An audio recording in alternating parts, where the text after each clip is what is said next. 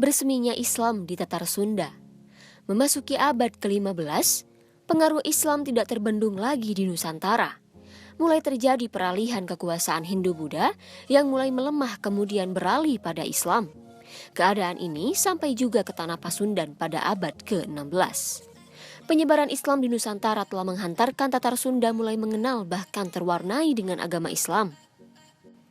Pertumbuhan Islam begitu cepat di daerah yang menjadi bagian penting sejarah Nusantara dengan pelabuhan-pelabuhannya di pantai utara ini. Sebelum Islam datang, penduduk Tatar Sunda ini mengikuti agama Hindu atau kepercayaan Sunda Wiwitan. Kerajaan Pajajaran adalah kekuasaan terakhir yang dominan. Wilayahnya luas mencakup Pakuan di Bogor hingga Galuh di Ciamis. Pajajaran merupakan kerajaan besar yang bisa dikatakan seimbang menghadapi ambisi palapanya Mahapati Gajah Mada dari kerajaan Majapahit, yang pengaruhnya hingga seluruh Nusantara, Aceh hingga Papua.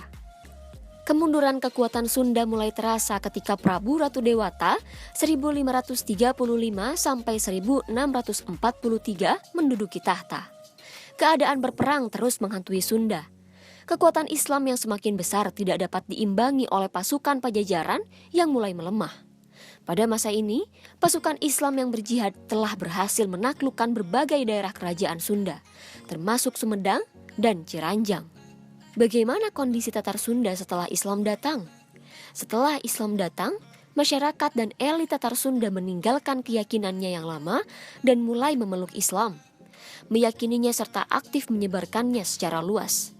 Para bangsawan terlibat baik secara individual maupun struktural.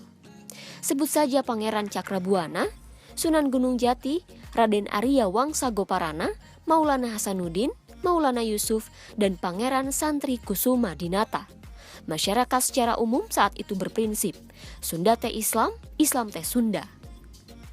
Jargon ini dicetuskan Kiai Haji Endang Saifuddin Ansori, putra Isa Ansori yang merupakan tokoh penting Masyumi. Berbagai pusat pendidikan Islam seperti pesantren tradisional menyebar di berbagai wilayah Tatar Sunda, dari pesisir hingga pedalaman. Dalam aspek budaya, sikap anti Jawa berubah setelah mengenal Islam.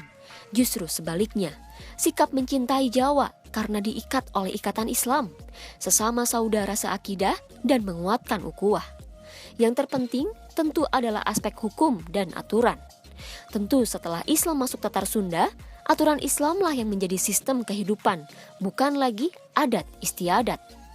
Adat yang tidak bertentangan dengan Islam masih boleh berlaku dan sebaliknya. Begitulah gambaran umum masuknya Islam dan pengaruhnya di Tatar Sunda.